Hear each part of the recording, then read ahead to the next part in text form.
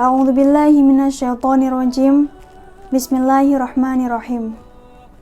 Assalamualaikum warahmatullahi wabarakatuh.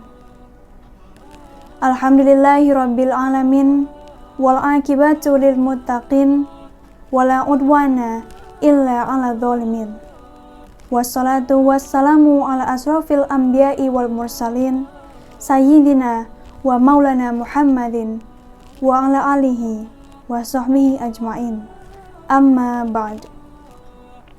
Pertama-tama kita panjatkan puji syukur kita kehadirat Allah Subhanahu wa Ta'ala yang telah memberikan kita nikmat iman dan kesehatan sehingga sampai saat ini kita masih mampu sedikit demi sedikit mengumpulkan bekal amal kita untuk menghadapi suatu hari. Tiada yang lebih penting daripada hari itu, yaitu hari di mana kita berjumpa dengan Allah Subhanahu wa Ta'ala. Kita bermohon kepada Allah, semoga kita senantiasa diampuni dosa-dosanya, diangkat amal-amalnya, dan diberikan balasan terbaik atas apa yang kita lakukan di dunia.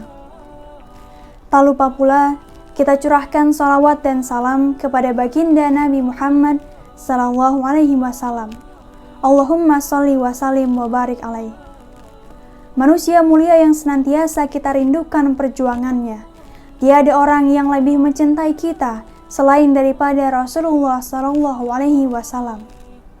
Kita bermohon kepada Allah semoga di hari perjumpaan itu kita senantiasa diakui sebagai bagian dari umat Nabi Muhammad sallallahu alaihi wasallam dan dikumpulkan di barisan-barisan belakang Rasulullah sallallahu alaihi wasallam. Hadirin yang dimuliakan oleh Allah Subhanahu wa Ta'ala, izinkan saya, Fianti Nada, menyampaikan tausiah dengan judul Ikhlas mudah diucapkan, sulit dilakukan. Beberapa orang mungkin mengatakan bahwa sabar dan ikhlas terlihat seperti pinang dibelah dua. Namun di antara keduanya berbeda. Sabar ada di saat kita menunggu keputusan Allah, sedangkan ikhlas adalah sikap melakukan segala perbuatan hanya untuk Allah dan juga menerima apapun yang telah diputuskan oleh Allah. Saya mulai dengan sebuah cerita. Dikisahkan satu waktu Nabi Muhammad SAW sedang berkumpul bersama para sahabat dalam satu majelis. Tiba-tiba ada seorang jamaah yang bangun dan bertanya, "Rasulullah, aku ingin bertanya sesuatu." Rasulullah menjawab dengan ramah, "Silahkan, apa yang ingin kau tanyakan?" Dengan sikap yang agak tegang, sang sahabat itu pun bertanya dengan rasa penasaran, "Siapakah di antara kami yang akan masuk surga ya Rasulullah?" Beberapa sahabat kaget dengan pertanyaan itu, karena dianggap mengandung unsur riya dan ujub, bangga terhadap diri sendiri, serta tidak pantas dipertanyakan. Ada juga beberapa sahabat yang marah terhadap pertanyaan itu, salah satunya Umar bin Khattab, yang memang terkenal garang. Umar langsung berdiri dan mengeluarkan pedang dari sarungnya untuk menebas kepala sang penanya. Rasulullah segera memberi isyarat kepada Umar untuk duduk, dan Umar pun kembali duduk. Jika Rasulullah tidak memberi isyarat, mungkin kepala orang itu sudah terbang. Rasulullah tersenyum mendengar pertanyaan itu, dan kemudian beliau menjawab, "Kalian semua lihatlah ke pintu. Sebentar lagi sang penghuni surga itu akan muncul." Setiap mata sahabat pun langsung menuju ke arah pintu. Dagdikduk hatinya menunggu kedatangan orang itu. Tidak lama kemudian, datanglah seorang pemuda sederhana yang mengucap salam lalu menggabungkan diri ke dalam majelis. Para sahabat bingung, apa kehebatan pemuda ini? Karena sosok pemuda ini hanya seperti pemuda biasa yang pemalu dan tidak termasuk dari daftar golongan sahabat dekat Rasulullah. Mereka dengan sabar menunggu penjelasan dari Rasulullah. Rasulullah memberi alasan. Setiap gerak-gerik dan langkah dari pemuda itu hanya ia ikhlaskan semata-mata mengharapkan keriduan Allah. Itulah yang membuat Allah suka dan ridho kepadanya. Para sahabat kaget dan tersentak karena banyak yang merasa bahwa segala amal perbuatannya selama ini terkadang tidak semata-mata hanya Allah, namun diniatkan untuk hal lainnya. Itulah ikhlas. Allah Subhanahu wa Ta'ala berfirman dalam Quran Surat Al-An'am ayat 162, Qul inna salati wa nusuki wa mahyaya wa mamati lillahi rabbil alamin. La syarika lah wa bidzalika umirtu wa ana awwalul muslimin. Sesungguhnya salatku, ibadahku, hidupku dan matiku hanya untuk Allah, Tuhan semesta alam. Ikhlas adalah intisari dari keimanan seseorang dan kualitas tertinggi kemurnian hati. Karena segala sesuatu yang dikerjakan adalah murni karena Allah dan hanya untuk Allah. Dalam setiap perbuatan, hal yang pertama kali kita harus lakukan adalah bertanya kepada diri sendiri, apakah niatnya benar-benar ikhlas untuk Allah atau ada niat lain di belakangnya? Rasulullah bersabda, "Inna ma'al a'malu binniyat wa inna ma'likulli imri'in manawa."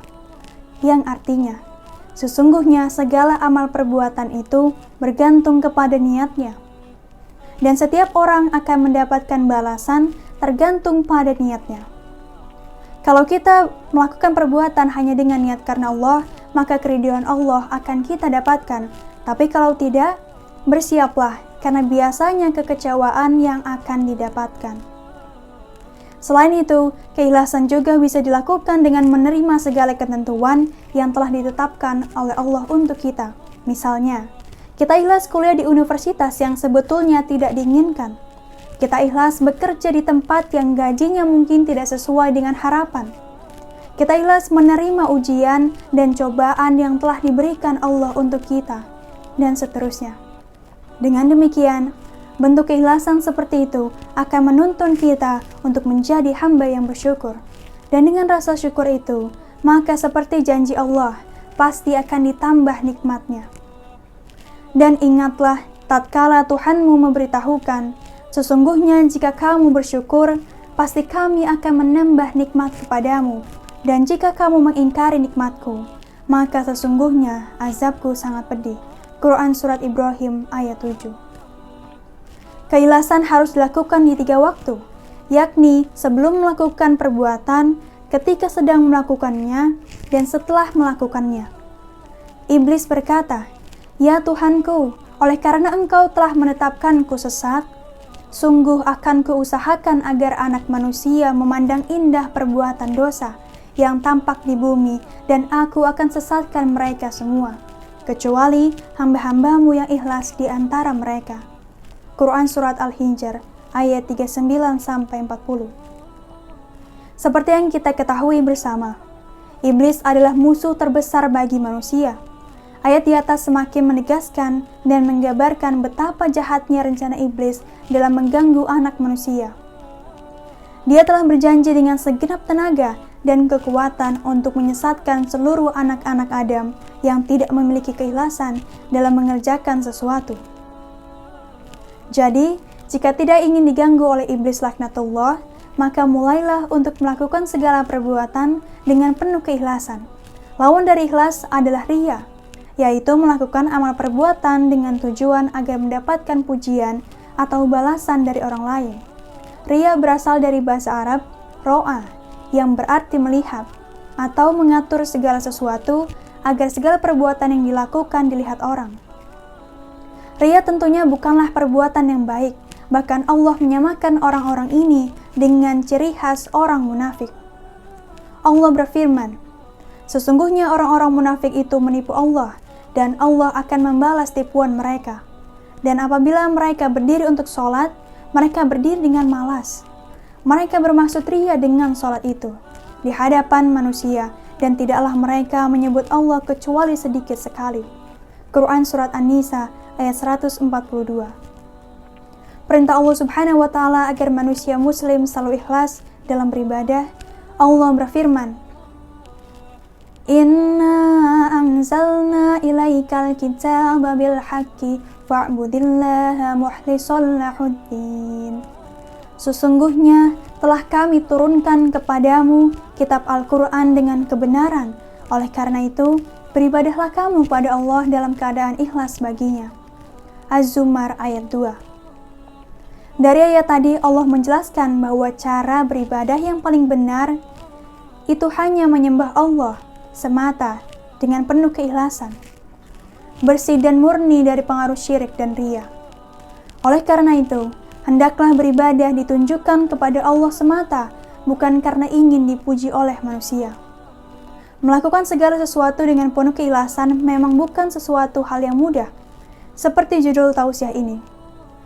Jika ikhlas memang sesuatu yang mudah diucapkan, tapi sulit dilakukan, tapi tentunya kita harus terus-menerus melatih dan memperbaiki diri kita untuk mengerjakan sesuatu dengan penuh keikhlasan.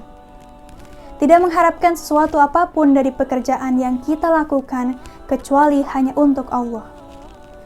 Hadirin yang dimuliakan Allah, hidup dan bergeraknya jasad adalah dengan ruh. Maka ruh dari segala amal adalah ikhlas. Tanpa keikhlasan, amal kita akan menjadi hampa. Sebagai contoh, Al-Hulayani berkata, berapa banyak amal yang ditegakkan, berapa banyak pengeluaran dan anggaran dasar yang diberikan untuk membangun sebuah perusahaan, tapi hanya berumur setumpuk jagung, dan belum sempat mengucap untung, namun semua sirna dan hancur. Sebabnya, bukan kekurangan tenaga, bukan kekurangan usaha, bukan kekurangan modal, bukan kekurangan perhatian, tapi semua itu terletak pada kekurangan ikhlas pendiri dan pendukungnya. Demikian ungkapan guru besar Al-Hulayani. Mulanya, ada suatu pekerjaan dicemoohkan, dicibir dan diejek, bukan diminati bahkan dihalangi. Namun karena digerakkan dengan keikhlasan, akhirnya yang jauh menjadi dekat, yang tinggi menjadi rendah, cemooh menjadi pujaan, cibir berubah menjadi pujian. Amal usaha itu menjadi tegak lurus dan kekal abadi. Ketika yang mendirikan telah hancur di kandung badan, tetapi amal yang digerakkan setiap masa akan dikenang. Dalam beramal, ikhlas menjadi ukuran sebesar apa pahala yang kita dapat. Semakin ikhlas seseorang dalam beramal, semakin besar juga balasan yang diterima. Semakin murni karena Allah dia melakukan sesuatu, maka semakin bernilai amalan itu di sisi Allah Subhanahu wa Ta'ala. Setelah kita memahami isi dari berlaku ikhlas, maka marilah kita mulai memupuk dan melatih diri kita untuk ikhlas dalam segala hal. Hadirin yang dimuliakan Allah Subhanahu wa Ta'ala. Akhirnya, tausiah ini saya tutup dengan hadis Nabi Muhammad SAW.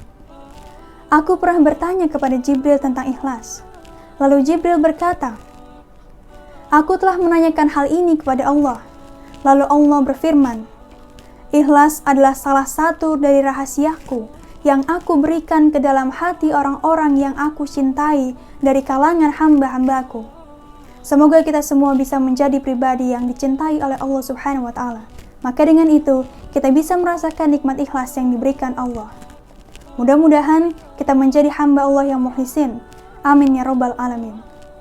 Itulah yang dapat saya sampaikan. Semoga bermanfaat bagi kita semua. Tiada satupun yang sempurna. Walaupun kecil, pasti ada celah dan cacatnya. Terima kasih atas segala perhatian. Mohon maaf atas segala kekurangan. Akhirul kalam. Wabillahi taufiq wal hidayah. Wassalamualaikum warahmatullahi wabarakatuh.